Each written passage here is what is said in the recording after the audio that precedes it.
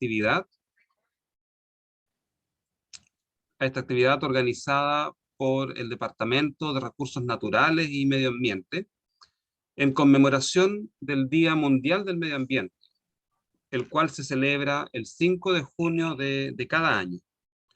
Para iniciar esta actividad, voy a dejar con ustedes a la Seremi de Medio Ambiente de la región de los lagos, la señora Carola Iturriaga Saavedra, que nos dará unas palabras de bienvenida.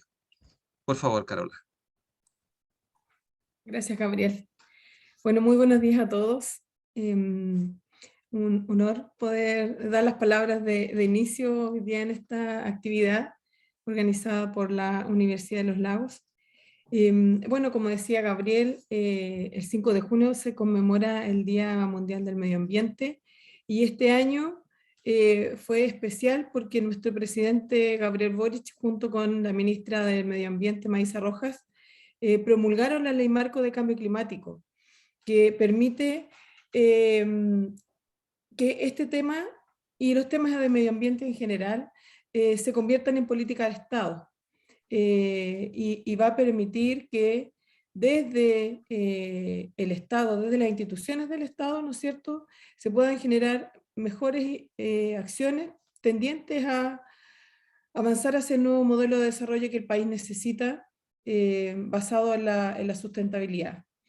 Y hoy día en particular, comentar que es el Día Mundial de los Océanos, y en la región de los lagos tenemos importantes avances en la protección y cuidado de los océanos con las áreas marinas costeras protegidas, las áreas marinas de múltiples usos, en la provincia de Osorno, en la provincia de Palena, en la provincia de Chiloé. Así es que esperamos poder avanzar en ponerle contenido al desafío que se ha puesto el gobierno del presidente Gabriel Boric de ser el primer gobierno ecológico, y esto obviamente debiera estar alineado, ¿no es cierto?, con lo que se viene también en la nueva constitución. Así que eso, agradecer el espacio y la oportunidad y que resulte todo bien en este seminario virtual. Muchísimas gracias, Seremi, por sus palabras que dan inicio a esta actividad. Sabemos que tiene otras cosas que hacer, así que en una de esas se tiene que desconectar a otra actividad, pero muchísimas gracias por estar aquí con nosotros, ¿sí? Bien. Confírmeme, por favor, si acaso se ve la pantalla. Sí, Gabriel, se ve. ¿Sí? Excelente.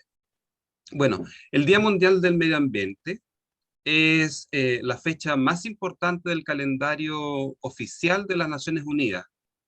En él, la idea es fomentar la conciencia ciudadana para favorecer la protección del medio ambiente. Esta fecha se celebra ya desde el año 1972. Este año, el 2022, se cumplen 50 años desde su instauración en la conferencia de la ONU, la cual se celebró en Suecia. Esta fue la primera reunión de la ONU en la cual se incorporó la palabra medio ambiente en el título. Y esta fecha se ha convertido en una plataforma súper importante para promover el progreso de los ODS, ¿cierto?, de los Objetivos de Desarrollo Sustentable. En esta actividad propiamente tal, que se celebra en todo el mundo, participan más de 150 países alrededor de todo el mundo, y es liderado por el Programa de las Naciones Unidas para el Medio Ambiente. Pero no se celebra solo por las organizaciones gubernamentales, también se suman organizaciones no gubernamentales.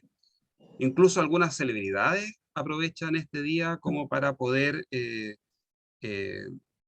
dejar su instancia, ¿cierto?, de difundir su mensaje en este día. En este sentido, hoy nosotros queríamos también dejar nuestra huella a nuestros estudiantes, y para eso hemos invitado a la profesora Gladys Vidal, Ella es profesora de la Facultad de Ciencias Ambientales de la Universidad de Concepción, es profesora titular de esa casa de estudio, eh, y actualmente es directora del Centro de Recursos Hídricos para la Agricultura y la Minería. Su línea de investigación principal es tecnología para el tratamiento de agua y remediación del ambiente, o remediación ambiental. Gladys, muchísimas gracias por estar aquí con nosotros, por acompañarnos, y te dejo inmediatamente la pantalla para que puedas presentar. Muchísimas gracias. Muchas gracias, profesor. Muy buenos días a todos. Es un placer para mí estar aquí. Agradezco enormemente la invitación del director del Departamento de Recursos Naturales y Medio Ambiente de la Universidad de los Lagos, profesor David Silva, y muy especialmente un saludo a Cintia Urrutia, quien hizo el primer contacto y es por quien estoy finalmente por aquí. Un saludo a todos y quiero levantar mi PowerPoint para empezar a conversar sobre estos temas que tanto nos interesan y que están totalmente conectados. Yo cambié un poquitito el título, pero vamos a ir a los mismos temas, a ver si puedo ponerlo en presentación. ¿Me pueden confirmar, están todos viendo bien mi presentación? Se ve perfecto, Gladys. Súper, muchas gracias. Bueno, en estos momentos nosotros estamos ejecutando un proyecto FONDAP denominado CRIAM. CRIAM es Centro de Recursos Hídricos, la Agricultura y la Minería. En estos momentos contamos con la presencia de nuestra Seremi de la región de los lagos, entonces yo quiero contarle que en CRIAM hay mucha documentación y videos sobre recursos hídricos, porque sé que va a tener que salir seguramente. Si pueden ir a la página web www.criam.cl, allí están todas nuestras redes sociales, pero también para todos los que nos están escuchando, no solamente la autoridad, sino para los estudiantes, hay mucha documentación muy sencilla que proviene de la evidencia científica de los recursos en Chile y de nuestra investigación, y está entregada como videos cortos, por ejemplo, qué son las floraciones algales, se me viene a la cabeza, qué es cambio climático, qué es reuso de agua, etcétera. Y también hay seminarios que los damos mensualmente y algunos libritos pequeños de 10, 15 hojas que son las series comunicacionales CRIAM, ¿vale? Esto es por, si tienen que salir antes, por favor, miren el material. Es muy relevante entender lo que está pasando con nuestro país y con este cambio climático y cómo está presionando los recursos hídricos, ¿no? Dicho eso, entonces la presentación la quiero dividir en 4 partes. Si alguien está tomando el tiempo, por favor, a la media hora o el tiempo que les parezca prudente, me cortan, me dicen 5 minutos, sí, porque siempre hay mucho que conversar y así nos queda un espacio para poder conversar, intercambiar opiniones. Primero quiero hablar del cambio climático y la escasez hídrica, por qué está relacionado y por qué esto no tiene que ver con que llueva más el invierno que viene, sino que es un cambio que hicimos estructural en la Tierra y tenemos que prepararnos independiente de donde estemos, porque aunque estemos en, por ejemplo, Puerto Montt, voy a decir, o estemos en Osorno que llueve mucho, esto va a llegar igual allá, quizás no por un tema solo de agua, sino por movilidad de la población hacia allá. Entonces vamos a tener cambio de los ecosistemas. Quiero hablar un poco de la seguridad hídrica, porque esta es la clave para poder tener agua para todos, para nuestros usos, para los ecosistemas y para desarrollarnos. Y porque la seguridad hídrica es justo el equilibrio, ¿cierto?, para tener y cumplir con esos ODS que nos indicaban anteriormente. Y esto tiene que ver con la gestión del agua del territorio. Algo de la planificación institucional, quiero contar un poquitito de lo que hizo el gobierno anterior cuando se encontró con esta sequía que se le vino encima, pero también qué tiene la Constitución, que sabemos que todavía no está totalmente cerrada, pero hay artículos que nos indican o nos dan de alguna manera idea hacia dónde va a ir el tema. Y algo de trabajo de CRIAM. Entonces vamos a partir con lo primero. Lo primero es decir que evidentemente estamos celebrando o conmemorando el Día Mundial del Medio Ambiente, este día que fue proclamado, como bien se dijo antes, en el año 1972, ya tenemos 50 años en que estamos conmemorando este día, y este año el eslogan es una sola tierra, ¿no? Entonces yo después les voy a dejar un link del video si algún estudiante se atreve a entrar. Ellos nos indican que en el universo hay miles de millones de galaxias y dentro de ellas miles de millones de planetas, pero nosotros tenemos solo una Tierra. Por lo tanto, tenemos que velar cómo hacemos bajar al territorio ese objetivo de desarrollo sostenible para que tengamos un planeta en el cual podamos vivir. El problema lo tenemos nosotros, no el planeta, porque si desaparece de la faz de la Tierra el ser humano por estos grandes cambios que tenemos, la Tierra va a seguir existiendo. El problema es que hemos extinguido la raza humana y evidentemente la vida en el planeta todavía va a estar presente, probablemente la expresión mínima, que es la microbiología, pero eso va a estar en el planeta. Esto está totalmente dicho por los investigadores e indicado en varias publicaciones de alta relevancia. Como bien se indicó antes, la primera conferencia de las Naciones Unidas sobre el medio ambiente fue entre el 5 y el 16 de junio del 72 en Estocolmo. Esto fue la primera vez que se indicó o se mostró o se reflexionó sobre la casa común que tiene la especie humana y por qué es tan importante que la cuidemos, porque nuestra existencia depende de esos ecosistemas que estamos cuidando. Si no los cuidamos y los degradamos, el riesgo es que nosotros estamos en peligro de extinción. Entonces, el año 2022, en este que estamos viviendo, es un año histórico, porque este programa de las Naciones Unidas está cumpliendo 50 años desde que nació esta primera conferencia. Y si pensamos, 50 años es la mitad de la vida de una persona con una larga vida, si pensamos en 100 años.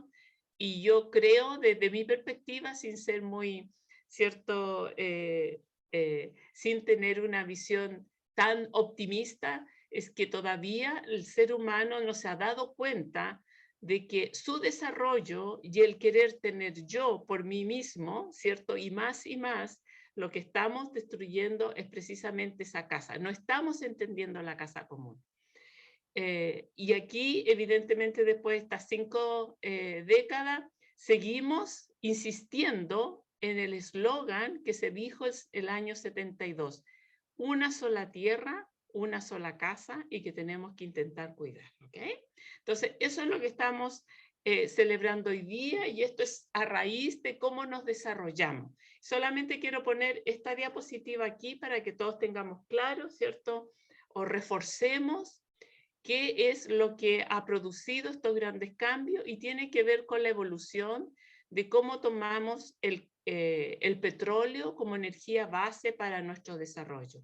El haber tomado el petróleo como esta energía base, lo que hizo precisamente es que aumentáramos en la atmósfera de nuestra Tierra componentes tales como el dióxido de carbono, que esto proviene del auto que conducimos todos los días, o si quemamos leña en la cocina que hervimos agua hoy día, o si, por ejemplo, en el sur de Chile, que es más todavía visto, si en nuestro desarrollo se va por un sector lácteo, por ejemplo, allí tenemos emisión de metano debido, ¿cierto?, a la digestión que hacen los mamíferos o las vacas y están produciendo metano, o no sabemos recuperar bien las excretas y poder colectar todas las emisiones que se van a cielo abierto, o bien la agricultura, que nosotros en nuestro centro trabajamos de agricultura dependiendo de cómo fertilicemos, o todo el sector que está produciendo proteína para exportar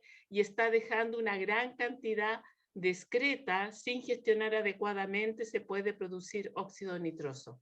Todos estos gases que estamos poniendo aquí en la atmósfera está ayudando que esta gran flecha de la energía del sol, que antes se reflejaba completamente hacia afuera, ahora no ocurre porque queda como barrera, y esa barrera hace que solo un poquitito de energía salga de nuestro planeta. Mayoritariamente está quedando adentro.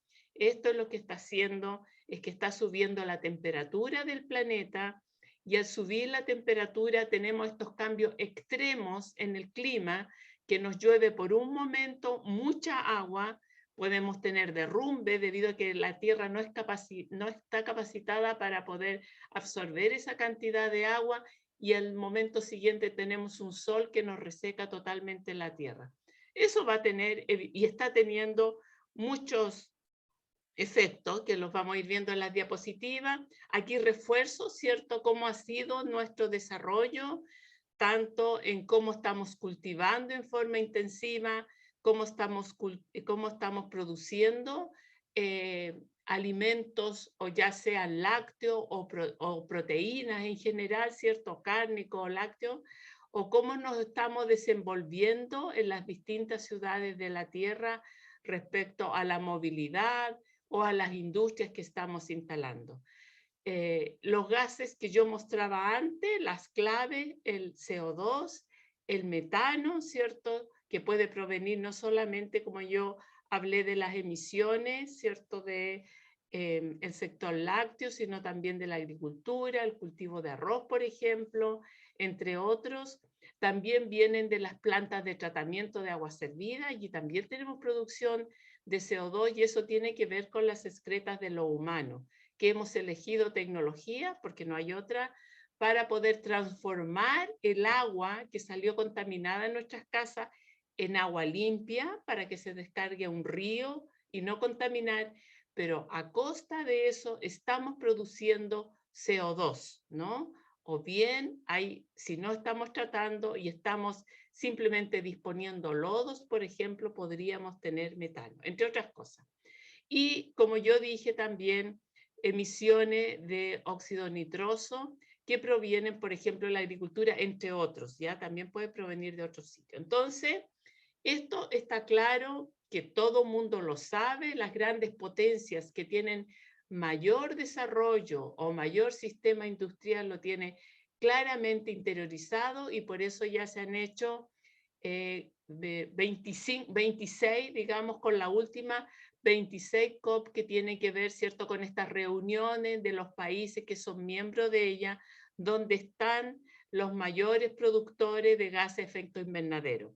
Siempre se hablaba de CO2, este año se habló de metano, por ejemplo, que el metano también es un gas de efecto invernadero, y con justa razón, porque es 23 veces más contaminante que el CO2, pero nunca se había considerado en esta reunión, y fíjense que nunca se ha considerado los compuestos nitrogenados, óxidos nitrogenados.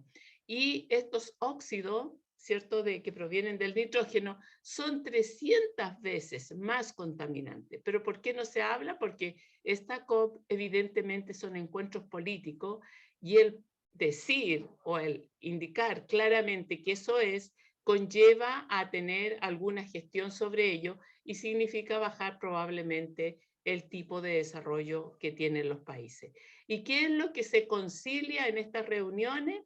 Son las contribuciones determinadas nacionales, es decir, cuánto cada país que proviene o está participando en esa reunión se va a comprometer a disminuir, y estas contribuciones determinadas nacionales son las emisiones de gases de efecto invernadero, ¿verdad? ¿Cuántos van a disminuir para poder de alguna manera contribuir a esta sustentabilidad o a estos ODS que hemos mencionado desde el principio? ¿Y por qué es tan importante reducir estos gases de efecto invernadero? Es porque lo que queremos es que no suba la temperatura en la Tierra. En estos momentos el gran objetivo son 1,5 grados Celsius. Si llega a 2, sabemos que van a haber cambios que en realidad va a producir problemas en nuestras vidas por varios sitios, ¿cierto? No solamente por las condiciones extremas de inundaciones, de lluvia o de grandes periodos sin lluvia, es decir, de tiempo de aridez completa, sino porque evidentemente se va a tener que movilizar la gente que vive en un territorio del planeta a otro territorio del planeta. En estos momentos hemos subido 1,2, 1,3 grados, pero la meta es no subir a 1,5 grados, ¿ok? Esto yo lo he sacado, esta lámina es un documento que emitió el Ministerio de Medio Ambiente allá por el año 2013-2014, cuando se estaba haciendo toda la difusión de precisamente esta ley marco de cambio climático chilena que se acaba de promulgar con este Día del Medio Ambiente, y esto tiene que ver con la región de los lagos. La región de los lagos está emitiendo gases de efecto invernadero debido a su agricultura y al sector agropecuario, debido a la energía que está utilizando, a los procesos industriales y a los residuos. Esto es más o menos común, estas tres partes son comunes en todas las regiones, pero el sector agropecuario es más fuerte en el sur. Entonces, para ello, evidentemente, hay dos opciones. Una es que tenemos que intentar disminuir estos gases de efecto invernadero. Ya sabemos que con la situación actual y todo lo que existe en la Tierra, hay otra cosa que tenemos que hacer sí o sí, y es adaptarnos. Y es por eso que estamos hablando de los recursos, o vamos a hablar de los recursos hídricos en esta ponencia. Aquí tenemos un gráfico en que nos indica las distintas emisiones de gas de efecto invernadero en todas las regiones, y podemos ver en los lagos, debido a su estructura y a su forestación que tiene, ¿cierto? Y al proceso productivo que tiene, que al revés de regiones, sobre todo del área metropolitana hacia arriba, que tiene todo el sector minero, ¿cierto? Una agricultura fuerte también, que queda en forma negativa con los gases de efecto invernadero. La gracia de la región de los lagos es que hay que tener todavía praderas, bosques, árboles, todavía tiene bosque nativo. Podemos contrarrestar esos gases de efecto invernadero con los ecosistemas que tenemos actualmente en esta región. Y aquí podemos ver también en qué situación se pone la región de los lagos respecto a Chile en este mapa. Aquí están las toneladas de CO2 equivalente per cápita, y ustedes pueden ver que está muy por arriba de la media de Chile, está aquí, precisamente por la característica que tienen sus ecosistemas, que evidentemente, de mi perspectiva, debiéramos intentar mantenerlo y no destruirlo, pero aquí es donde vienen los riesgos del cambio climático, porque la gran presión que tiene el sur de Chile es la gran movilidad que ya se está viendo de todo lo que tiene que ver con compras de territorio para transformarlos en agricultura, y por el otro lado, ¿cierto?, toda la presión inmobiliaria que se está moviendo hacia el sur. En estos momentos el Ministerio de Medio Ambiente está haciendo toda la línea base de los lagos norpatagónicos, precisamente porque se está previendo la gran movilidad inmobiliaria. Bueno, ustedes ya lo están viendo. Yo me imagino que tanto en Osorno como en Puerto Montt, cuando salen a las calles están muy presionadas por los vehículos, y eso se ve a la presión inmobiliaria. Pero si vemos en esto, que son datos como del 2013-2014, vemos que si Chile está en 4, la región de los lagos está en un número negativo, por esto del balance y de la captura que está haciendo esta región. Entonces, ¿cuáles son las palabras claves que tiene la región de los lagos en tema de impactos al cambio climático o que tenga que ver con su ecosistema? Y justo estábamos hablando de los ecosistemas, y tiene que ver con la pérdida de la biodiversidad. Todo esto que yo estaba diciendo, el cambio climático es algo que siempre va a estar en movimiento y va a tener que ver cómo se van a producir las migraciones de desarrollos económicos y de presiones inmobiliarias. Por lo tanto, una de las cosas que es positiva en el gráfico que yo mostraba, 2013-2014, ¿cierto?, podría verse amenazado por la pérdida de biodiversidad.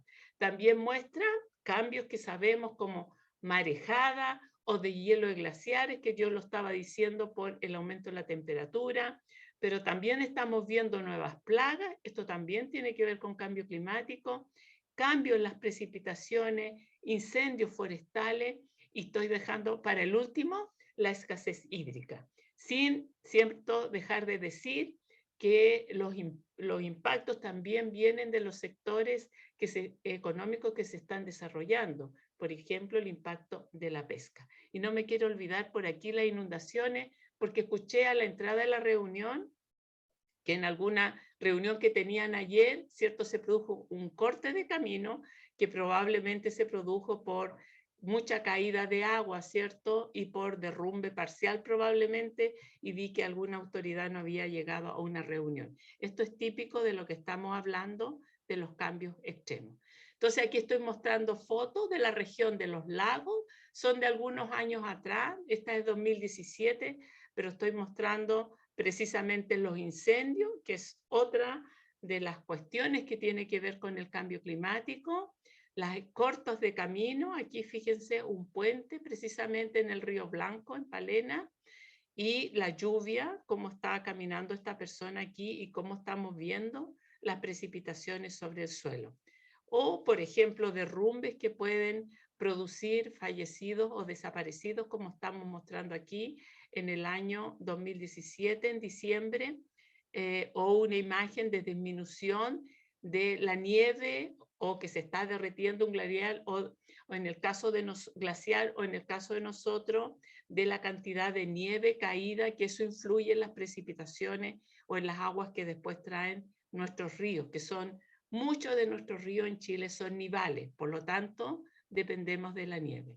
Y por último, algo que me llamó mucho la atención, esto es de un documento que saqué del Ministerio de Medio Ambiente, precisamente la fragata portuguesa, yo siempre la tenía asociada solamente en la parte norte del país, pero esta noticia que se muestra aquí es precisamente aparición de fragata portuguesa en la comuna de Ancud, ¿ya? Y aquí dice que la comuna de Maullín, Arena Gruesa en Chiloé, la comuna de Ancud, se produjo precisamente esta aparición de este tipo de, de organismo acuático.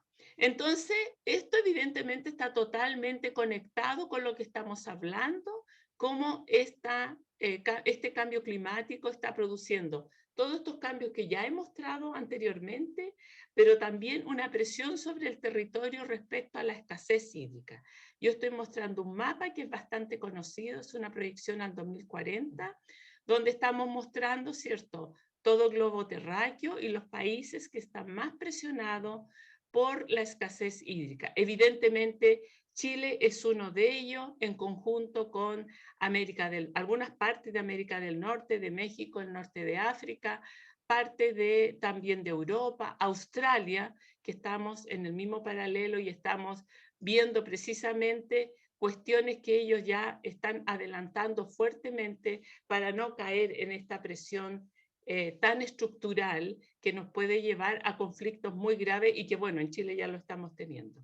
Entonces, al 2025, que eso es como pasado mañana, ¿cierto? Estamos en 2022, cerca de 2.000 millones de personas vivirán en países o en regiones donde la escasez del agua será absoluta, es decir, no vamos a tener ni siquiera un poquito, y 263 millones de personas dedican más de 30 minutos al día a ir a buscar agua. Esto es muy importante porque esto también tiene que ver con una cuestión de género. En general, no siempre, pero en general, las personas de la casa que están abocadas a tener agua porque tiene que ver con la comida y la limpieza de la familia son las mujeres. Por lo tanto, aquí también hay una brecha de género que tiene que ver con la escasez hídrica, ¿no? ¿Y cómo se proyecta este cambio climático en Chile? Lo estamos viendo desde norte a sur. En la parte norte hay un enfriamiento costero. Al haber un enfriamiento costero va a haber influencia sobre la pesca o sobre los productores artesanales de pesca, y hay un calentamiento en las pampas y en los valles, y eso significa, ¿cierto?, un aumento en la altura de la isoterma cero. Y por eso pueden venir también varias inundaciones debido a estos calentamientos que se producen, y cuando llueve mucho se producen estos grandes aluviones que vienen de la cordillera. En la parte intermedia, centro-sur diríamos, hay un calentamiento y más olas de calor, esto lo estamos viendo claramente. Nosotros yo estoy en la región del Biobío, estoy en Concepción, somos una región netamente forestal y tenemos claridad que cuando ya parte diciembre empiezan todas las alertas tempranas de los incendios. Por lo tanto, allí tenemos evidentemente un impacto, pero todos los veranos un impacto tremendo con respecto a este calentamiento de la zona. Y en la zona sur, que hay menos información, sabemos que es más lluvioso, pero también va a ser más cálido, pero hay mucha información que recabar. Por eso estos centros, yo pertenezco al centro Fondap CRIAM, pero hay otro centro en la parte sur, hay un centro Fondap Ideal que está precisamente midiendo estos temas del cambio climático para poder tener más datos, y estos centros que se dan solamente los dineros por 10 años y que estamos viendo que sean renovables, lo que queremos es levantar información del territorio para poder transformarlo en la evidencia científica, en precisamente cuestiones públicas, regulación pública para la toma de decisiones. El cambio climático entonces va a tener consecuencias claramente, y estas consecuencias van a ser de aumento de temperatura. Y vamos a tener que estar alerta a varios fenómenos atmosféricos y meteorológicos que tienen que ver precisamente como lo que yo estoy mostrando aquí, de huracanes, tifones, etcétera. En Chile no es tan fuerte, pero en otras latitudes sí, aunque hemos tenido algunos y que hemos tenido pérdidas de vida humana también.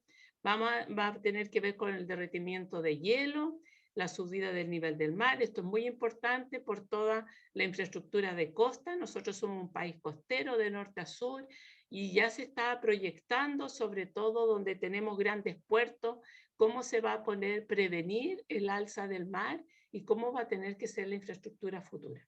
Y por último, ¿qué va a pasar, cierto, con los ecosistemas, con las especies vegetales, con los animales y por supuesto cómo va a ser el desarrollo del hombre en este nuevo contexto de cambio climático? Bueno, fotitas rápido para no demorarme, pero esto no pasa solamente en la región de ustedes, esto tenemos problemas en Iquique y en Calama con altas temperaturas y lluvia, ¿cierto? Tenemos precisamente con problemas de recursos hídricos desde Tarapacá. Santiago ya estaba pensando en un día cero que no iban a tener agua, o problemas, por ejemplo, aquí estoy viendo Atacama con los aluviones que yo comentaba, en Chañaral, por ejemplo, donde hubo 31 muertos y 16 desaparecidos y 164.000 damnificados, precisamente por la movilidad de esa isoterma cero. O, por ejemplo, esta es una foto de nuestra Concepción, cuando se producen grandes inundaciones por lluvias consecutivas. Es una vista que viene desde la cordillera y que estamos viendo al mar, y cómo toda la población aledaña, ustedes la pueden ver totalmente inundada en agua. Esto fue el 2006, 96.000 millones de pesos perdidos, casi 7.000 inundados, y bueno, toda la gente que queda sin su vivienda o sin su enseres tiene un conflicto con la autoridad porque evidentemente está con problemas para tener una vida justa, ¿verdad? O la pérdida en glaciares, que yo ya lo había comentado, que lo mostré en algunas noticias de ustedes. O más al sur, por ejemplo, Aysén, para que no digamos solo del norte, fíjense la retirada que tienen, que podría ser cierto temporal, pero los cambios que están teniendo, por ejemplo, el lago Riesgo en la región de Aysén. Fue el 2016. Y una gran presión que tenemos, y esto está hasta en Chiloé, es precisamente en las comunidades rurales, ya que hay un informe de Fundación Amulén que tiene que ver con pobres de agua, y muestra este informe cómo precisamente debido a esta escasez hídrica, estoy mostrando el mapa de Chile aquí, cómo se está moviendo esta presión que se expresa en las zonas rurales, y esas personas de las zonas rurales le están entregando agua vía camiones aljibe, que se supone que es una solución momentánea, pero se ha convertido en una solución estructural para ellos, que a lo mejor con 50 litros de agua tienen que vivir 2 o 3 días, algunos dicen una semana, y por lo tanto esa ya pobreza que tenemos muchas veces en las zonas rurales se hace mucho más estructural, precisamente por el abastecimiento de agua. El 47,2% de la población rural en Chile no cuenta con un abastecimiento formal de agua. Nosotros esperamos precisamente que no es solamente ponerle la ficha a un gobierno, sino que yo siento que es un problema de Estado, cómo el Estado tiene que mirar cómo está afectando el cambio climático en Chile. Chile va a ser una región sumamente azotada porque tenemos una condición geográfica que estamos muy expuestos, ¿cierto?, a todo el aire que viene del mar, y por el otro lado tenemos una gran muralla que es la cordillera de los Andes. Por lo tanto, todo el territorio va a estar muy afectado al cambio climático. Y sabemos que los gases de efecto invernadero no se van a ir, por decirlo así. Los gases de efecto invernadero tienen tiempos medios de vida útil de 100 años, al menos el CO2. Por lo tanto, hay que prever que estas condiciones se van a hacer más estructurales en el futuro, entendiendo que esa COP26 que yo mostré, estas reuniones, ¿cierto?, de los grandes países desarrollados, nadie está afirmando realmente cuántas emisiones de gases de efecto invernadero va a bajar. Nadie está midiendo.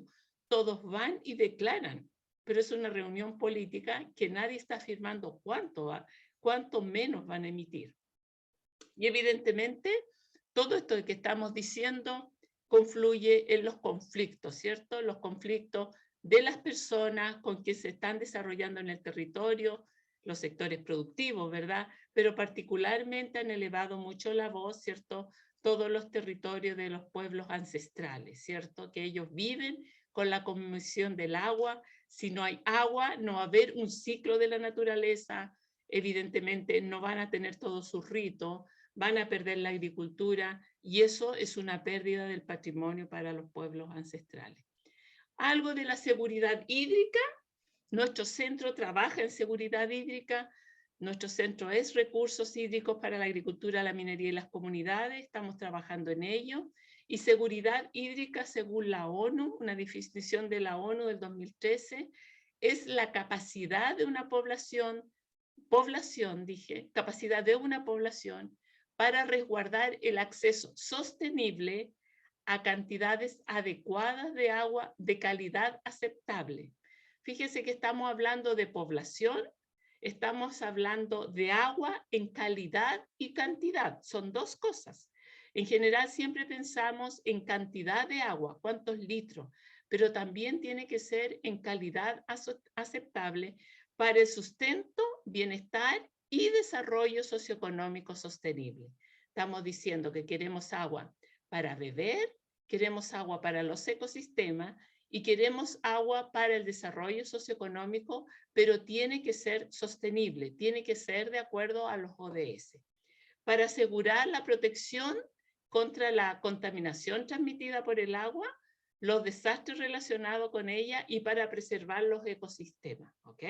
Entonces queremos el agua como un ente conector con los ecosistemas, pero también el agua nos trae desastres, entonces tenemos que prevenir y las entidades gubernamentales tendrán que preverlo para no tener estas inundaciones, muertes y daños que yo mostré anteriormente. ¿Y por qué queremos todo esto? ¿Por qué queremos esta seguridad hídrica? Porque la clave es que tengamos un clima de paz y estabilidad política. Yo sé que Chile nos estamos preguntando muchas cosas en estos momentos. Yo soy, ¿cierto?, de los viejos que venimos y que he visto todo el desarrollo del país, desde un país que estaba muy limitado en los años 70, y vimos cómo pudimos tener autopistas, lindos aeropuertos, ponernos a la misma altura de otros países europeos, y estamos en la OCDE, que eso es muy importante, pero ahora tenemos que ver frente al cambio climático cómo podemos hacer para un nuevo pacto de desarrollo y que sea sostenible, es decir, que podamos dejar patrimonio para nuestros nietos, bisnietos y los que vienen más adelante, y que nosotros tengamos calidad de vida con este cambio climático, que lo hemos creado parcialmente también el hombre en general. No estoy diciendo los chilenos, es el hombre en la tierra, ¿no? Y aquí estamos viendo, ¿cierto?, un gráfico a lo largo de Chile de relación entre la oferta y la demanda de agua, ¿cierto? Aquí tenemos una oferta, que es en la línea azul, y una demanda que tiene que ver con los sectores productivos, que es el naranjo, y estamos viendo en la línea que yo estoy mostrando aquí, si ustedes se fijan, que por aquí hay equilibrio entre oferta y demanda. Ojo que esto no quiere decir que sea igual para todo el territorio de esa región. Los recursos hídricos no están uniformemente distribuidos, pero en términos generales, si hacemos raya para la suma, decimos que el equilibrio está por aquí. Fíjense que es precisamente cómo está avanzando el cambio climático hasta el sur. Y estamos viendo precisamente que en las regiones donde ustedes están escuchando esta charla, tenemos mayor cantidad de agua disponible. Pero miren, fíjense de aquí hacia arriba cómo están las cosas, ¿ok? Incluso aquí, que podríamos decir, es más o menos como por ahí, por la región de la Araucanía, ¿ok? Entonces, hay que mirar cómo vamos a proyectar este cambio climático y cómo vamos a proyectar precisamente esta agua, esta disponibilidad y cómo vamos a priorizar en qué vamos a mantener. Queremos agua para primero sector productivo, ya sabemos que hay una priorización que lo empezó a hacer este gobierno y al final del otro, agua de beber, agua de ecosistema, agua para el desarrollo socioeconómico. ¿Cómo está usada el agua en nuestro territorio? Y más o menos así es en todo el planeta. Estos son datos de la Dirección General de Agua. Más o menos el agua potable, es decir, el agua que necesitamos las personas, alrededor del 6%. El agua que necesita la industria en general es del 12%. La minería necesita poquito, pero está en un lugar que estratégicamente es muy árido y ellos también han avanzado mucho en sus sistemas de producción. Por lo tanto, son muy económicos, está muy optimizada el agua en este sector productivo. En la minería estoy diciendo. Pero el sector agropecuario, fíjense que es la mayor cantidad de agua que ocupa dentro de los usos del país. Evidentemente que en estos rangos, el FONDAP, por ejemplo, el CRIAM, este centro FONDAP, está trabajando sobre todo en el sector agrícola, cómo poder regar mejor, cómo ser más eficiente, ocupando menos agua, pero manteniendo los sistemas productivos. Ok, entonces, ¿cómo gestionamos el agua? ¿Dónde gestionamos el agua?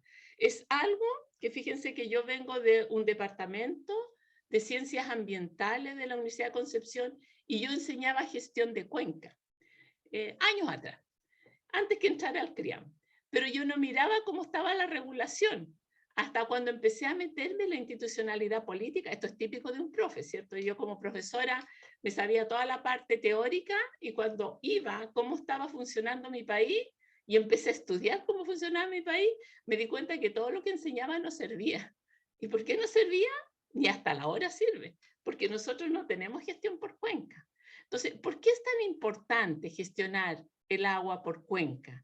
Porque la cuenca, como yo la muestro aquí, es una unidad de territorio natural, que esto no tiene que ver con una limitación política que hemos puesto, es natural, es cómo se distribuye el ciclo del agua a lo largo de la cuenca, desde la nieve y cómo se va moviendo después esa agua en las distintas fases, que pasa de sólida, líquida, y va pasando a través del río y la vamos tomando en los distintos campos, en las distintas ciudades, la vamos limpiando, la vamos vertiendo nuevamente hasta su conexión con el mar. Esta es la forma lógica y la forma que evidentemente no es que a nosotros se nos haya ocurrido, cómo lo están gestionando otros países. Sin embargo, nosotros no tenemos en este momento la institucionalidad para gestionar el agua de esta manera, debido a que entregamos el agua, ¿cierto?, en concesiones, por este código de agua que tenemos vigente. Es difícil gestionar el agua de esta manera porque hay un tema de propiedades de por medio que tenemos. No es propiedades, pero son de uso, de tiempos de uso de agua en las distintas actividades que lo tenemos. Entonces, estas cuencas son las unidades de planificación territorial que incluyen en gran parte la relación causa-efecto o de los pesos de las componentes que tiene para poder gestionar adecuadamente el agua. Y aquí estamos mostrando cómo precisamente se gestiona el agua en estos momentos en un río. Esto no es exactamente una cuenca específica, pero nos damos cuenta de que en la medida que sacamos agua, estamos pensando en uso humano solamente, la potabilizamos y la descargamos. El río, si tiene el caudal adecuado, que ese es el problema que vamos a tener con el cambio climático, puede tener la capacidad de producir la autodepuración en estos colorcitos marrones claritos, porque hay ciertas cosas que nosotros no estamos eliminando en este tratamiento de fluente de descarga que estamos haciendo, pero los ríos todavía tienen capacidad de autodepuración. Si hay más cambio climático, Si tenemos disminución en caudal en las cuencas, hay que mirar si esta institucionalidad que tenemos ahora la tenemos que mantener o probablemente va a haber que cambiarla. Y es muy importante, no voy a entrar, ¿cierto?, en explicar el ciclo del agua, todos lo sabemos, pero quiero que por favor reparen que es muy importante mantener el ciclo del agua en la cuenca.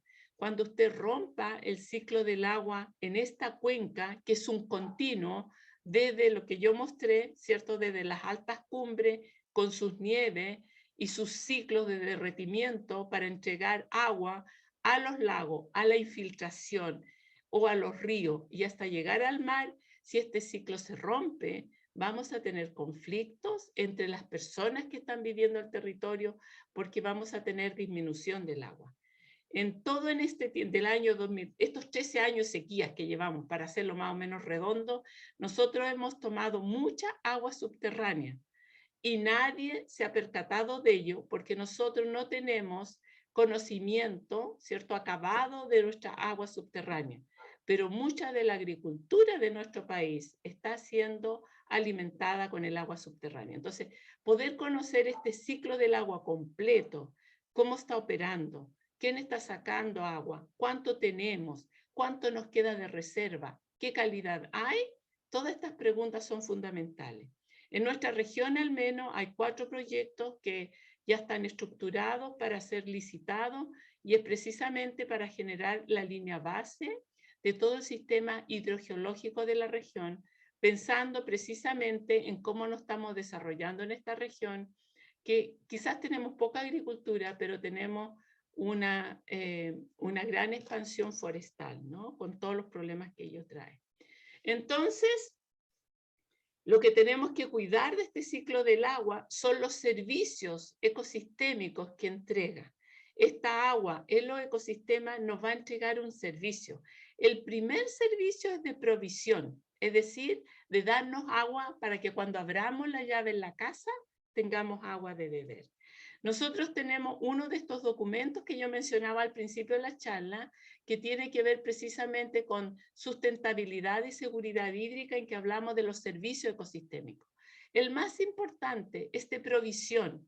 ¿Y por qué? Porque el agua nos da agua de beber, para beber, pero también entrega el agua para poder mantener a nuestros ecosistemas sanos, para mantener la vida en los ecosistemas. También necesitamos como agua de provisión, agua para la agricultura, para la energía, para la industria. Estos 3 otros usos de agua tienen que ver con el desarrollo socioeconómico. Por eso es tan importante entender las unidades territoriales y entender qué estamos haciendo.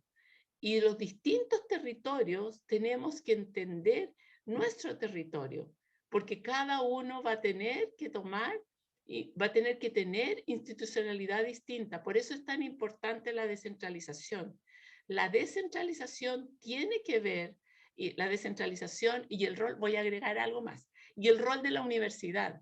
El rol de la universidad de poder investigadores, tener grupos capacitados para poder leer y entender el territorio y poder entregar evidencia científica, la evidencia científica y la investigación que hacemos en el territorio, para poder realizar la institucionalidad para ese territorio.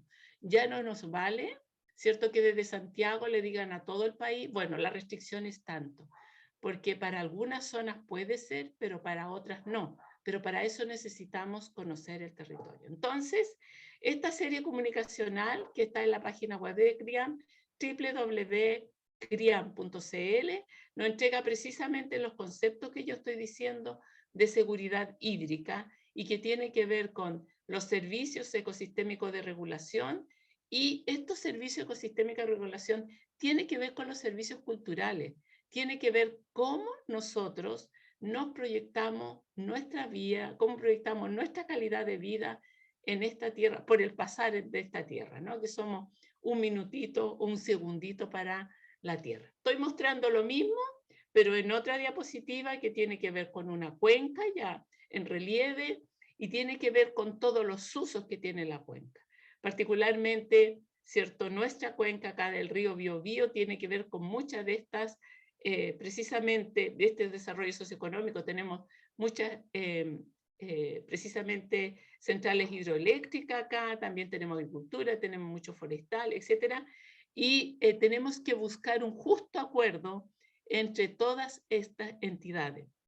Se están construyendo muchas centrales de paso, ustedes están viendo en las noticias, por ejemplo, cómo sube la luz o la electricidad. Esto tiene que ver con las implementaciones de sistemas que entreguen energía, y entonces aquí es donde se producen los conflictos, ¿no? Porque unos quieren hacer un desarrollo socioeconómico y las comunidades que están allí, no. Entonces por eso yo estoy mostrando otra figura que viene y me la ha prestado un colega, cómo todas estas personas estamos mirando la cuenca y estamos pensando cómo la vamos a gestionar, buscando algún acuerdo para que sea de acuerdo a los ODS, al desarrollo sostenible de ese territorio.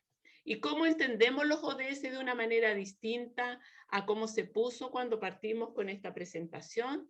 Fíjense que si estructuramos los ODS, los mismos 17, pero mostrando cuáles son los ODS que tienen que ver con la biosfera, vemos claramente que el ODS 6, el 13, el 14 y el 15, el 6 tiene que ver con agua limpia y saneamiento, el 13 por acciones clínicas, el clima, etcétera, es la base de la pirámide para poder tener sustentabilidad.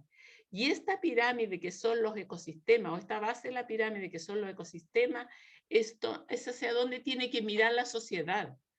La sociedad tiene que mirar qué es lo que tiene, cuál es el río, cómo se está utilizando el territorio de ese río, qué contaminación está llegando al río, etc. Y la economía, fíjense, en la parte alta de la torta o de esta pirámide, que tiene que mirar cómo desarrollo la sociedad mirando hacia la biosfera. Esta estructuración que tengo aquí es precisamente el equilibrio para llegar a esos desarrollos sostenibles que estamos diciendo. Un poquito de planificación de la institucionalidad, muy cortito, solamente para decir que todos los gobiernos, esto es un tema de Estado más que de gobierno, como los estados a través de los gobernantes que están en su momento histórico han estado preocupados de esta sequía. El gobierno anterior habló de un plan de sequía y pensó también enseguida con 4 medidas clave, uno de uso de agua desalada, que esto está muy en la mira, pero el agua desalada hay que mirarla en el ciclo del agua, en el marco del ciclo del agua completo y los impactos que va a dejar, y si tenemos la energía también para desalar, ¿ok? Ahí hay un tema que tenemos que revisar.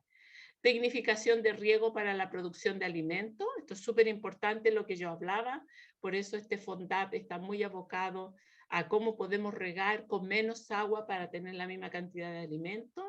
Agua potable rural, que le hemos dado un espacio también a esta presentación, y uso eficiente en ciudades, es decir, que no nos llegue el día cero en que estas ciudades, que son zonas muy densificadas, donde tenemos mucha gente que está interaccionando, tenga agua siempre. Bueno, toda esta advertencia, ¿cierto?, de sequía y todo han venido mucho tiempo atrás, pero nadie había tomado con tanta seriedad hasta que ya tuvimos, sobre todo en pandemia, ¿cierto?, una mirada clara y a lo mejor más tranquila, o no sé si más tranquila en pandemia, pero con más miedo de lo que estaba pasando. Yo no voy a entrar en una mirada profunda en la institucionalidad, esto es lo que nos dejó el gobierno anterior, pero el gobierno anterior claramente trató de organizar, ¿cierto?, este plan de sequía pensando en inversión en infraestructura, en gestión de los recursos hídricos y en modernización de la normativa.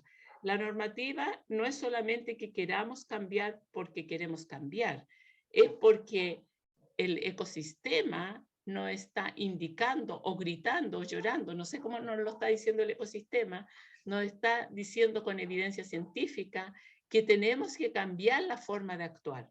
Y la forma de actuar es precisamente modernizando esta institucionalidad. ¿Ok? Hubo una reforma al Código del Agua, yo no sé si es totalmente muy atrasada, dicho sea de plazo, muy atrasada. Yo no sé si es suficiente esa reforma al Código de Agua. No tengo claridad también si vamos a llegar a un acuerdo, a hacer un cambio y hacer reformas más drásticas. Siempre tenemos que tener en mano y a la vista, que cualquier cambio tiene que tener estabilidad política, eso es muy importante. Después lo podemos conversar, pero me ha tocado estar en países con conflictos muy graves, ¿cierto? Políticos, y claramente todos los profesores que están en la universidad lo primero que dicen y que tienen claro, para poder desarrollarnos tenemos que tener paz. Por lo tanto, cualquier cambio que tengamos, tenemos que buscar un equilibrio y estar todos de acuerdo. Hay una modificación de Ley General de Servicios Sanitarios, de Ley de Salinización, proyectos de glaciares, etcétera. Todas estas cosas tienen que ver cómo puede fluir mejor ese ciclo del agua. Si entendemos el ciclo del agua, nos damos cuenta que toda la institucionalidad que se nos está indicando a través del gobierno que pasó, y también vamos a mirar un poquito qué tiene la institucionalidad ahora o la que podría venir, que no tenemos claridad porque cada uno tiene que decidir, evidentemente tiene que ver cómo entendemos mejor el cambio climático y cómo se expresan mejor los recursos hídricos. Bueno, ¿qué dice la nueva institucionalidad? Viene mucha letra, yo no voy a leer todo, pero algunas cosas por lo menos, ¿ya? ¿Y qué significa esto? Todavía sabemos que no tenemos la normativa completa, esto es un borrador, esto puede cambiar un poquito, pero básicamente el artículo 12A, por ejemplo, dice que el agua, los recursos hídricos son bienes comunes naturales, el mar territorial y su fondo marino, las playas, las aguas, glaciares y humedales, los campos geotérmicos, el aire, la atmósfera, la montaña, las áreas protegidas, los bosques nativos, subsuelo y los demás que declare la Constitución y la ley. Son bienes comunes naturales. Yo no soy abogada, yo soy ingeniera. Cuando se dice comunes naturales, significa entonces que, como dice el resto de la frase, entre estos bienes son inapropiables. Y esto sabemos que es complejo porque nosotros venimos de otro régimen y yo me crié, ¿cierto? Crecí, maduré y casi estoy envejeciendo con un régimen, ¿cierto? Totalmente distinto. Entonces hay un cambio de mirar la vida y eso puede significar conflicto, ¿vale? Y estos bienes, por lo tanto, son inapropiables, el agua en todo su estado, el aire, los reconocimientos por el derecho internacional y los que la Constitución y las leyes declaren como tales. Es complejo también porque estos bienes naturales, los bienes naturales, ¿quién va a ir a, de alguna manera, a defenderlo? Entonces hay todo un tema aquí de la bajada de todas estas palabras, cómo lo podemos entender bien. Otra cosa que es muy importante, y esto ya venía como lo empezamos a decir los centros desde la evidencia científica, esto no estaba claro hacía 4 años atrás. Yo en mi centro tengo gente que trabaja en minería, entonces cuando decíamos, ¿qué es primero? ¿El agua para beber? ¿El agua para la minería? ¿El agua para la agricultura? Algunos me decían, el agua para la minería y la agricultura porque de ahí viene el dinero con que tenemos salud, tenemos todo, ¿cierto?, el bienestar del país.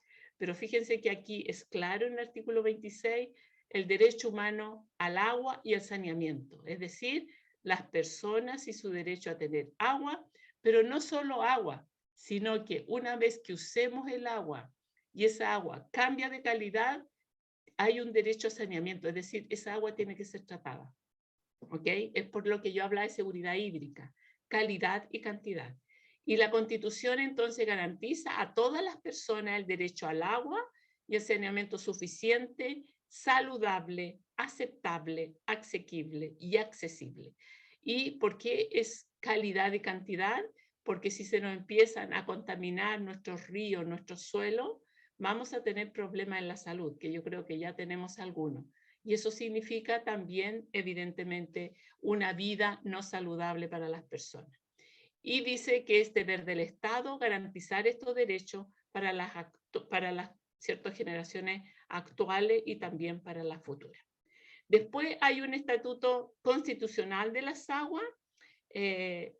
Voy a leer, este artículo traje más, pero es porque si quieren lo podemos revisar para que no se alargue tanto, pero solamente el artículo 1 y dice, lo antes estaba en la Constitución y este es específicamente las aguas, dice, el Estado debe proteger las aguas en todos sus estados y fases y su ciclo hidrológico, todo lo que yo venía diciendo, ¿no? El agua es esencial para la vida y el ejercicio de los derechos humanos y de la naturaleza. Siempre prevalecerá el ejercicio del derecho humano al agua, el saneamiento y el equilibrio de los ecosistemas. Y la ley determinará los demás usos, es decir, todo lo que sea el desarrollo, que en este caso en nuestro país lo tenemos como muy de primera línea, ¿cierto? Fíjense que esta normativa, esta constitución la está dejando como en una segunda línea, pero está diciendo claramente que primero agua para las personas y los ecosistemas. Yo no voy a mirar más de esto, si quieren después revisamos, yo traje algunas otras cosas más, pero quiero decir como último punto que es muy importante porque yo hablé de cuenca hidrográfica y cómo en esta cuenca hidrográfica nosotros podemos gestionar y como todas las cuencas de nuestro país, en Chile tenemos 101 cuencas, como todas las distintas cuencas tienen distinta identidad. Por lo tanto, otra vez vuelvo a repetir, las universidades, quienes manejamos los conocimientos, tenemos que conocer nuestro territorio para poder entregar evidencia científica, información a los que toman decisiones, ¿vale? En nuestro territorio. Y entonces lo que está diciendo esta constitución es poder generar una agencia nacional del agua. Esto es importante porque significa tener una mirada unificada del agua. En Chile hay más de 40 y tantas instancias públicas que velan por el agua. Aquí habría solo una y esto se acerca más para tener una gestión de cuenca. Entonces dice sobre la Agencia Nacional del Agua, entre las demás funciones que determine la ley, ¿cierto? La bajada a la ley después, la Agencia Nacional del Agua deberá liderar y coordinar a los organismos con competencia en materia hídrica. O sea, va a ser una instancia como un papá o una mamá, o si quieren un matrimonio, que va a velar por todo el territorio, ¿no? Y va a velar por el cumplimiento de la política hídrica nacional que establezca la autoridad respectiva, otorgar, revisar, modificar, caducar o revocar autorizaciones administrativas sobre las aguas. Las autorizaciones tienen que ver precisamente con los derechos que el Código actualmente ha dado de agua, que ha dado del agua a distintas personas en el territorio y que esos derechos de agua pasarían a ser simples autorizaciones con esta nueva constitución, ¿no? Y por último, solo cortito, decirles que el CRIAM, que yo lo he mencionado varias veces, es un centro FONDAP, llevamos 9 años de ejecución, tenemos 10, el año que viene cerramos un ciclo, esperamos poder, ¿cierto?, pedir un tiempo más o menos proporcional para seguir en estos temas o bien reconvertirnos, ¿cierto?, a otras líneas de investigación. Tenemos muchos productos en nuestra página web. Todo lo que generamos queda grabado para que todo el mundo después pueda ingresar, porque uno no puede estar en todas las reuniones, pero después usted puede ver reuniones, puede ver, ¿cierto?, lo que han presentado autoridades internacionales en estos temas. Por ejemplo, aquí nosotros grabamos toda una secuencia de webinario internacional el año pasado cuando estuvimos en pandemia respecto a desalinización, por ejemplo. Está grabado, está en español, ustedes pueden entrar, está en el sitio de YouTube de CRIAM, o de hidrotecnologías ancestrales, que es un tema que en Latinoamérica se está viendo mucho, es cómo se manejaba antes del cambio climático por nuestros ancestros el agua, y a lo mejor aprender de algunas cosas que allí se hacían, la minería y la sociedad, es decir, minería no lo estamos pensando solo como recursos, ¿cierto?, que estamos extrayendo algo, sino cómo se desarrollan las sociedades, la sequía y la calidad de agua, qué pasa con la sequía y las cuencas cuando bajan de caudal, qué va a pasar con la biodiversidad que hay allí, etc. Y también todos los meses los invitamos a un ciclo de charlas de CRIAM, en que estamos hablando de distintos temas. Yo pongo un ejemplo aquí, la economía del agua, por ejemplo, que es algo que desde aquí hacia el pasado hemos tenido muy presente, pero cómo entenderla a lo mejor hacia el futuro. Y también tenemos un podcast, El agua tiene su ciencia, donde ahora en esta tercera temporada estamos entregando noticias del agua. Si ustedes van a Spotify y nos buscan como @CRIAM, van a encontrar solo 4 minutos, ya no es tan larga como mi charla, pero 4 minutitos de noticias que en 15 días han pasado del agua, sobre todo ahora con las constituyentes. Y yo ya he mostrado una, por lo menos, esta sustentabilidad y seguridad hídrica, estas series comunicacionales que yo siento que es un acierto del centro, porque son temas que son difíciles o que no todos entendemos y que después en forma muy facilita podemos entenderlo si es que alguien nos lo traduce en español y al lenguaje, ¿cierto?, que sea de fácil entendimiento para todos. Entonces, esto parece que tenemos más de 30 o 35 ya, con distintos temas. Por ejemplo, aquí hay también de embalse, gobernanza de la gestión del agua en el marco de la seguridad hídrica, etcétera. Hay muchas más también de tecnología, de temas de salinización, etcétera, que ustedes pueden ir y son todas open access, es decir, que las pueden bajar. Y también hay libros.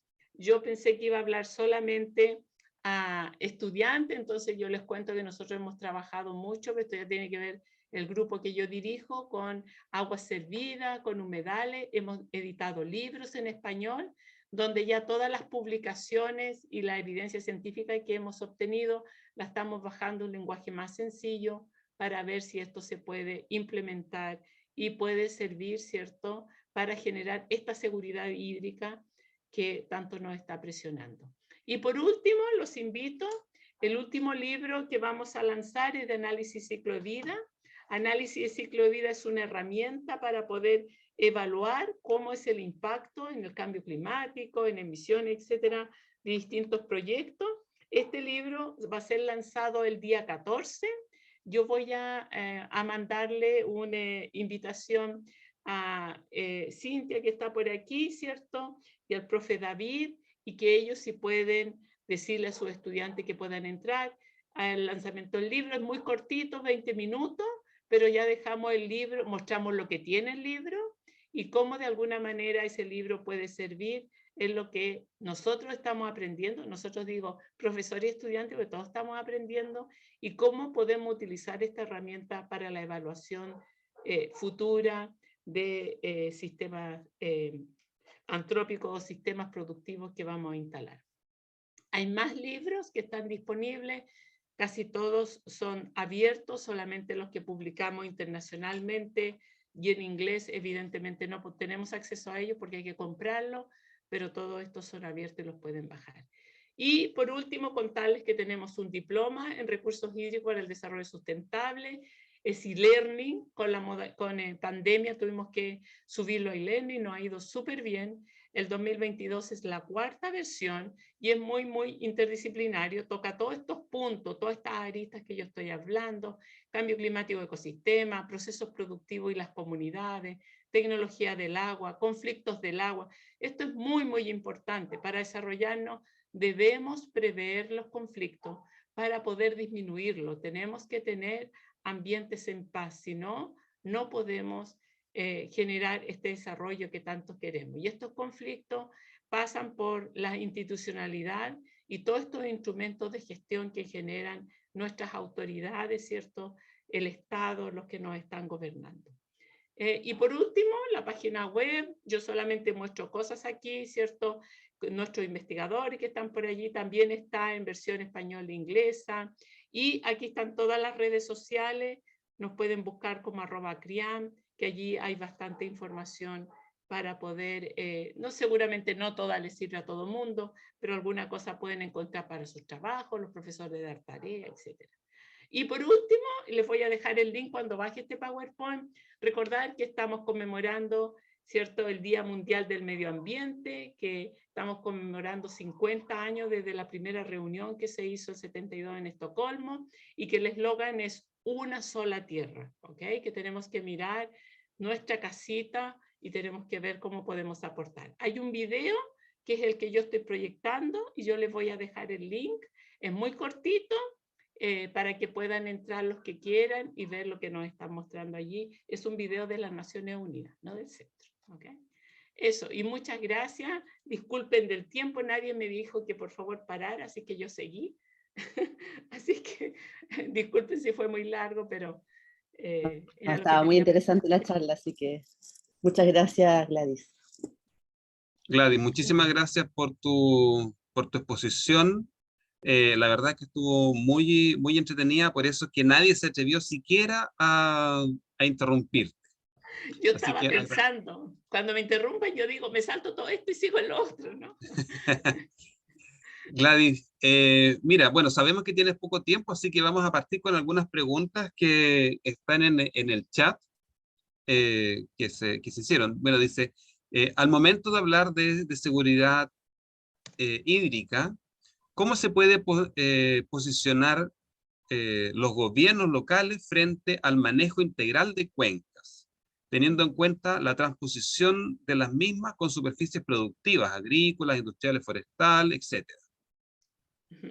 Bueno, lo primero que yo decía, hay que entender que es una cuenca. Eso es lo primero, ¿cierto? Es una unidad territorial como la que yo mostraba en el dibujo, en el diagrama, en que estamos interactuando muchas personas, aquellos que a lo mejor estamos viviendo y tenemos una casa, pero también se están desarrollando los procesos productivos.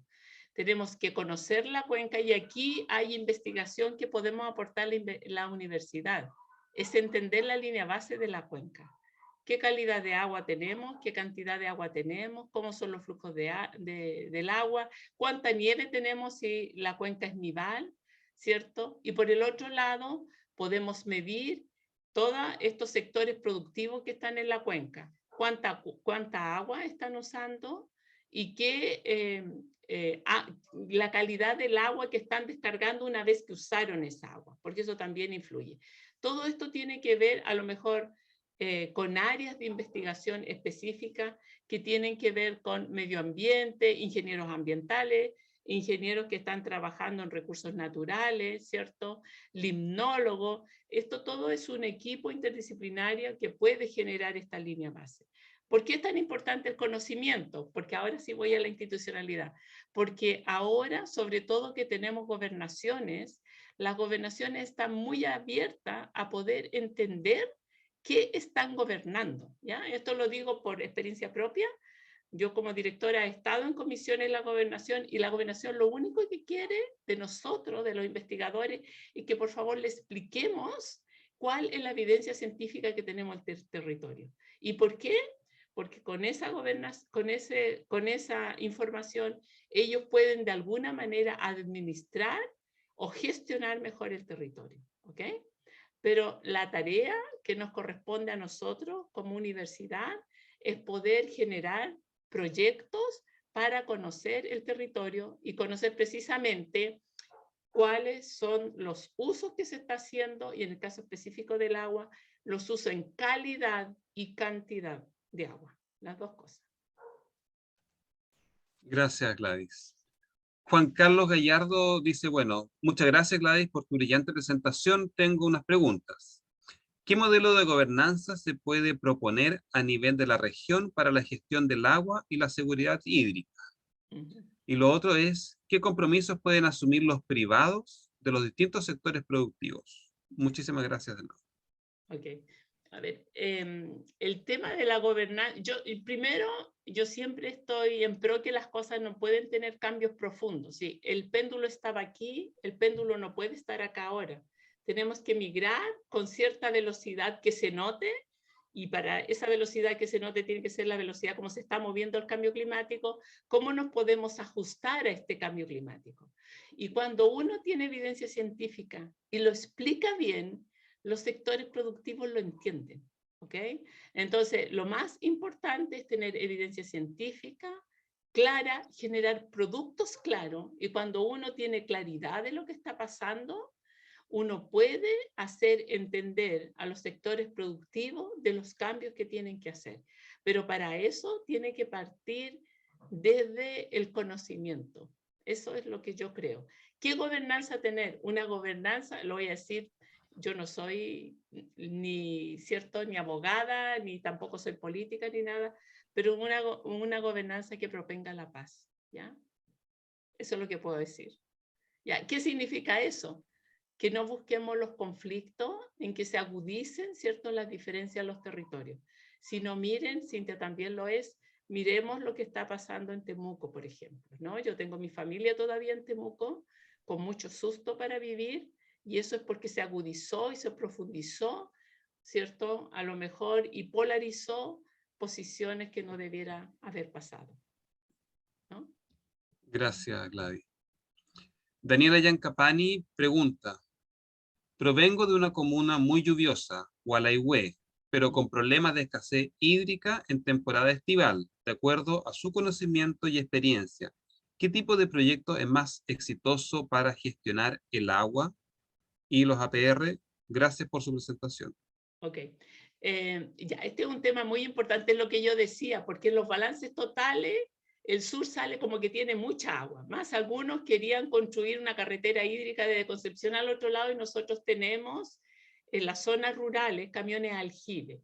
Entonces lo que hay que intentar hacer, al menos lo que nosotros estamos apoyando, es cómo poder nivelar esa agua que sobra en un momento histórico y cómo la podemos almacenar para el momento que tengamos escasez, ¿no? A lo mejor hay que pensar en algún tipo de sistema de acumulación de agua cuando tengamos, y tenemos que mirar cómo la vamos a acumular cuando tengamos exceso y pensar cómo podemos distribuir eso en momentos históricos que tengamos escasez, sobre todo en zonas rurales.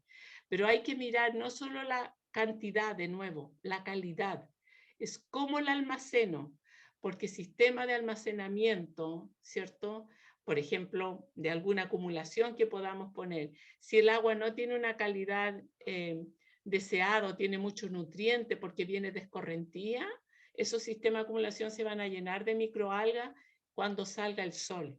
Por eso es tan importante mirar la calidad.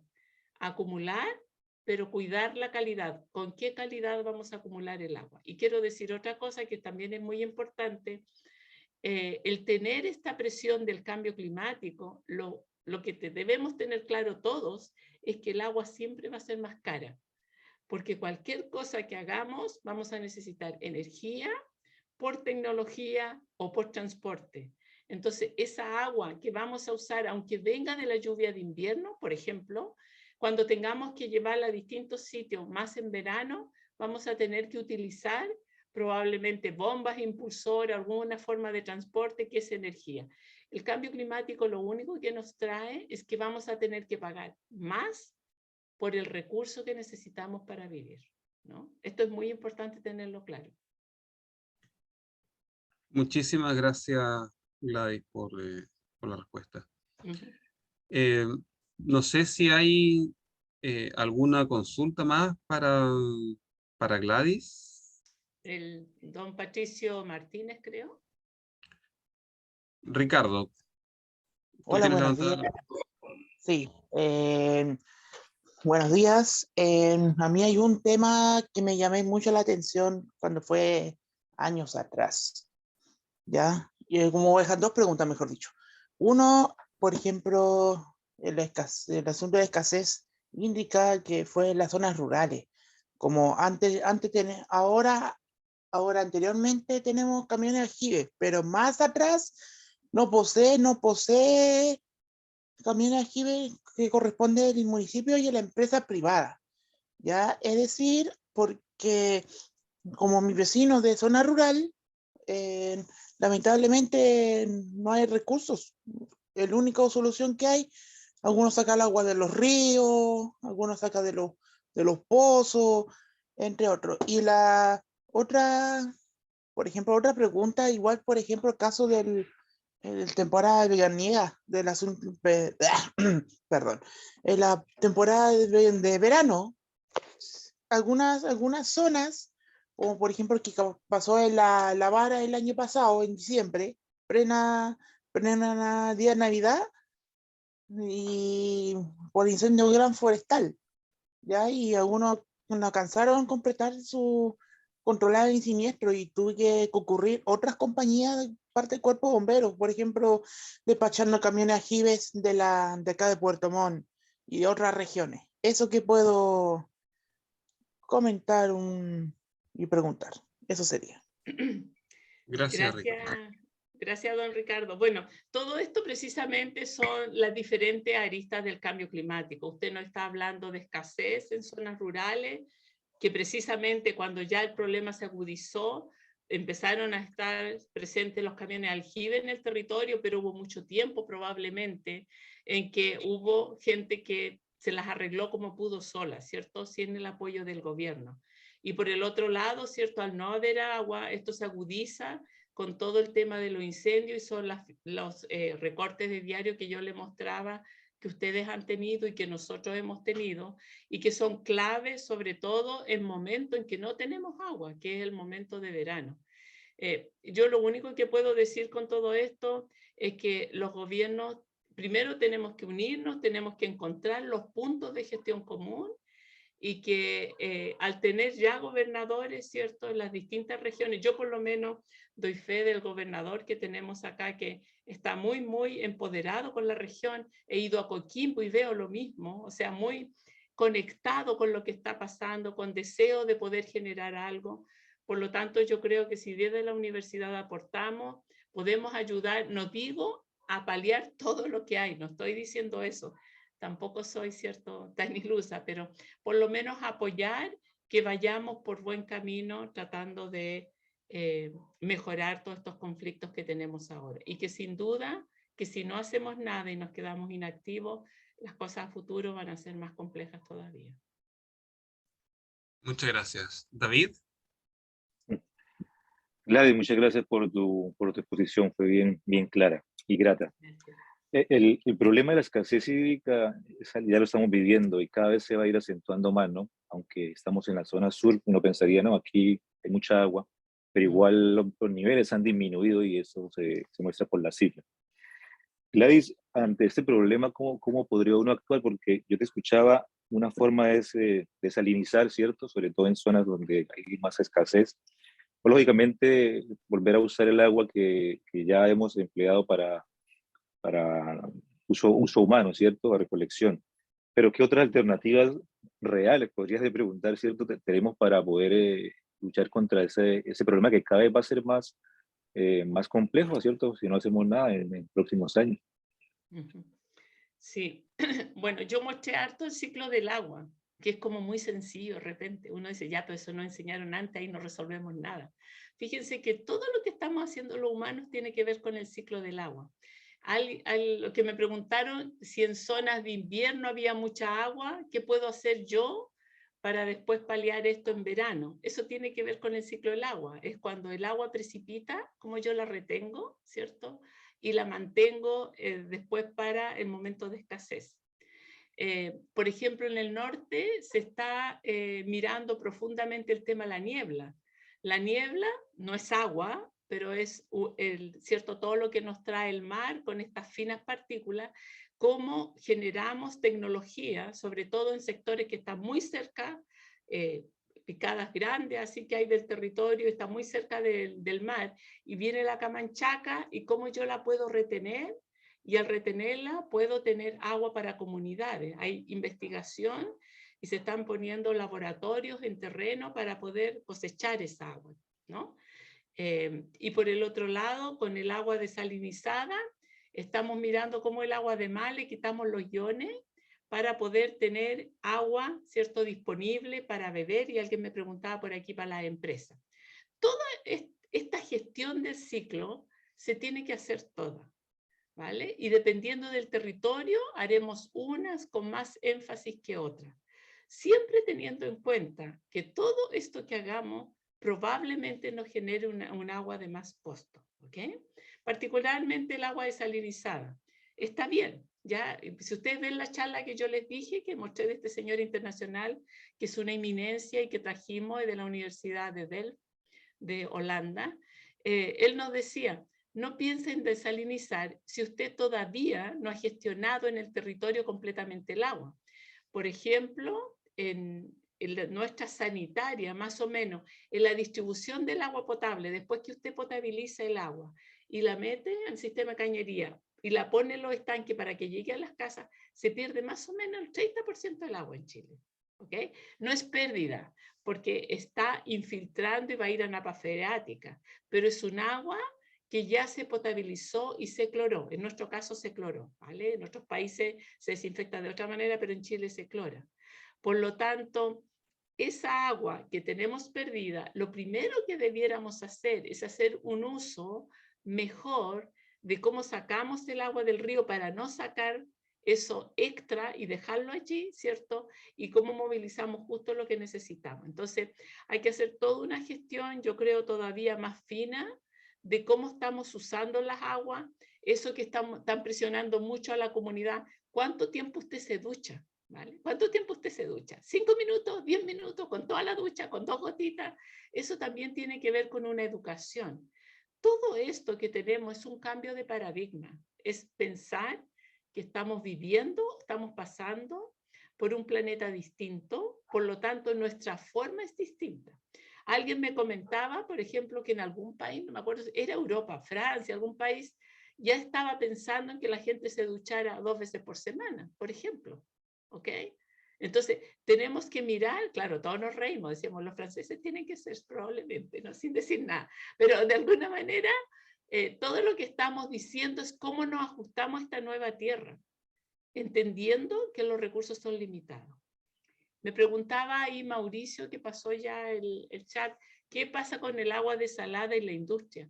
Bueno, esto tiene que ver precisamente cómo nos vamos a poner de acuerdo para aceptar los impactos ambientales para tener agua. Una desaladora tiene impactos ambientales. Todo lo que hacemos en la tierra tiene impacto ambiental, para que partamos por algún lado. Todo tiene impacto ambiental. Poner una desaladora tiene impacto, pero si no tenemos agua, a lo mejor lo aceptamos por esos impactos. Pero entonces si tenemos una desaladora, supongamos frente a Concepción, y yo tengo industria y tengo también agua para la ciudad de Concepción, vamos a poner una desaladora para la ciudad de Concepción y otra desaladora arriba para las industrias. Entonces ahí es donde tenemos que planificar por el territorio, disminuir impacto al territorio y cómo podemos juntar, conectar, ¿cierto?, directrices de desarrollo para la región, cumpliendo con el agua que necesitan las personas para beber y cómo después nosotros esa agua que usemos también cerremos el ciclo y reusemos. En Chile no estamos reusando agua y no estamos reusando agua porque todavía no tenemos la capacidad de cerrar el ciclo del agua. Es algo que tenemos pendiente, ¿ok? No estamos eliminando nutrientes, por ejemplo, de los efluentes que descargan al río. Para reusar agua tenemos que entrar a eliminar nutrientes.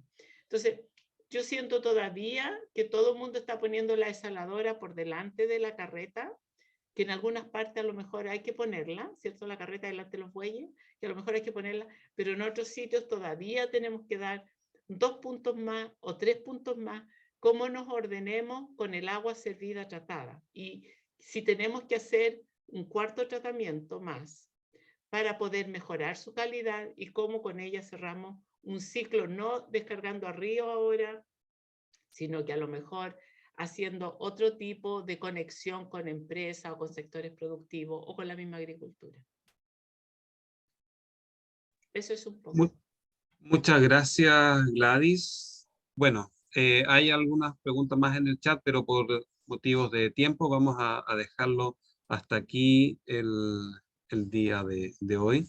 Realmente es un tema bien apasionante y obviamente cuando se abre la discusión uno puede estar horas discutiendo porque la verdad, como dicen los políticos, esto es como un globo, ¿cierto? Uno lo aprieta por un lado y por alguna parte se revienta, por otra parte sale, ¿cierto? Se infla.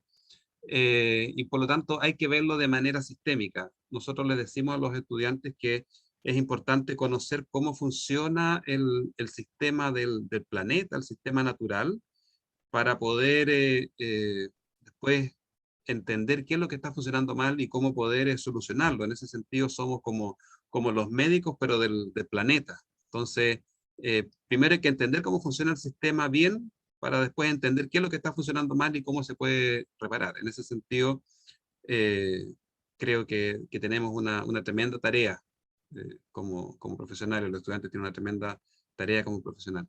Gladys, te agradecemos enormemente tu charla del día de hoy, fue muy didáctica.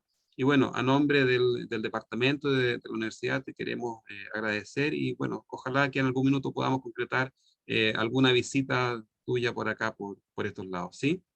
Muchísimas gracias.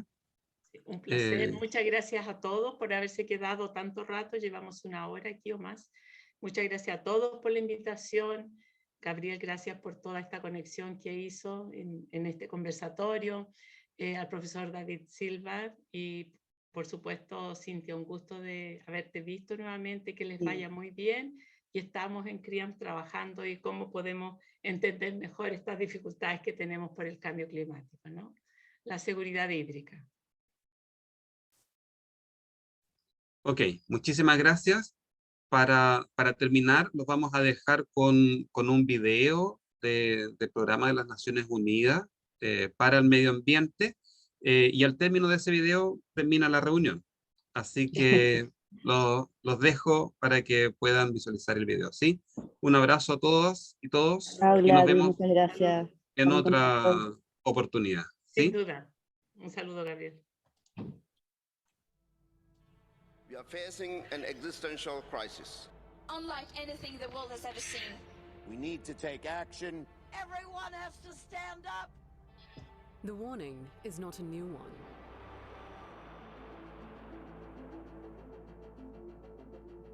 Our world faces a triple planetary crisis of climate change, nature loss, and pollution. For generations, humanity, often without realizing it, has been destroying the natural world. In the name of progress, we have polluted the Earth's oceans, chopped down its forests, and clouded its skies.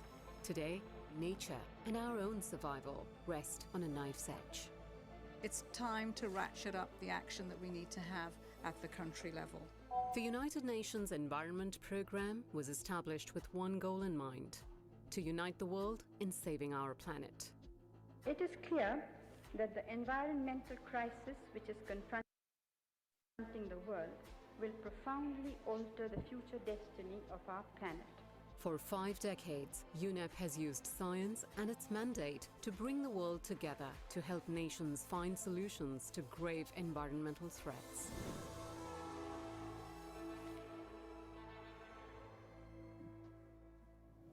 What is this pollution that we have heard so much about? The Mediterranean is sick. It's being poisoned slowly but steadily for those who need it most. The 1970s found a world grappling with an unprecedented crisis of pollution. Could the seemingly irreparable damage be undone? UNEP inspired the world to take action, preventing oil spills and toxic discharge by ships, uniting 143 coastal states to limit ocean pollution and save marine life, reducing air pollution and ending the scourge of acid rain. But soon, the world would face its biggest environmental challenge yet. The destruction of the ozone layer on a global scale is no longer just a theory. The hole over the Antarctica is no longer an isolated seasonal phenomenon. If the breach continued to grow, the planet would suffer lethal levels of ultraviolet radiation, harming human health, biodiversity, and climate. In 1987, UNEP facilitated the Montreal Protocol. Over 30 countries agreed to phase out the production of almost 100 ozone-depleting substances. The protocol remains one of the greatest achievements of multilateralism. All nations gathered here can be proud of what we have achieved. This success set the tone for a series of powerful accords, limiting the movement of toxic waste across borders, protecting the Earth from dangerous, long-lasting chemicals, and restricting the international trade in mercury. Most recently, in 2021, UNEP finished a 2-decade-long campaign to rid the world of highly toxic leaded petrol, saving an estimated 1 million lives each year. As the world grappled with pollution and waste, another crisis was brewing. I have dreamt of seeing the great herds of wild animals, jungles and rainforests, full of birds and butterflies. But now I wonder if they will even exist for my children to see. Poaching and habitat loss were pushing some of the world's most iconic animals to the brink of extinction. Driven by science, UNEP supported a series of international treaties, limiting and in some cases banning the trade of endangered species, safeguarding migratory animals, expanding protected areas, and increasing financing for biodiversity protection. The seminal Earth Summit in Brazil introduced the idea of sustainable development. This is an historical moment for the mobilization of all peoples of the world. Over the last 5 decades, UNEP has helped more than 100 countries enshrine the right to a healthy environment in their constitutions and produced scientific studies to guide member states in their decision-making. In 2012, a new international body was established to provide scientific data on biodiversity in a joint effort from UNEP and other UN organizations. In 2019, it found that 1 million species face the threat of extinction, underscoring the urgency to act.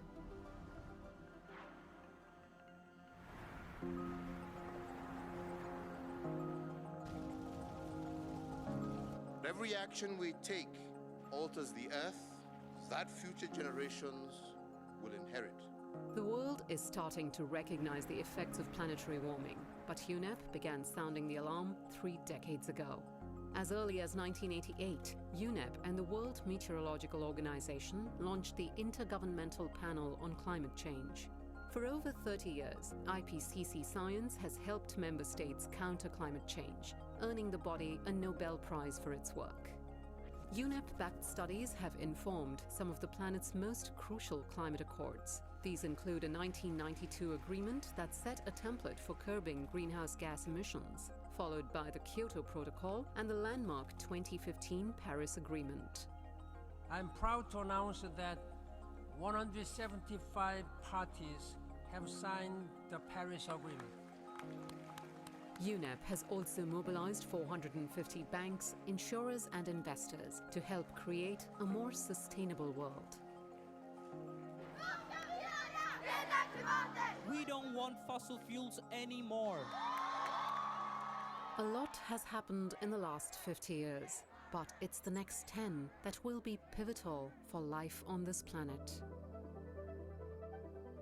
But in fact, what you and I and other ordinary people around the world can do will not by itself save the natural world. The great decisions, the great disasters that face us can only be dealt with by governments. And that's why this organization is so important.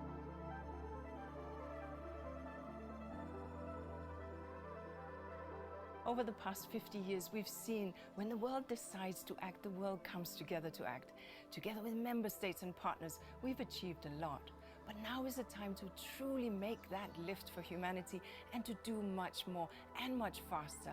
And I have every reason to be hopeful.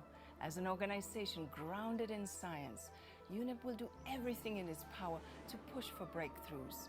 Our planet and humanity depends on us. Together, we can build a greener and safer and fairer world for all.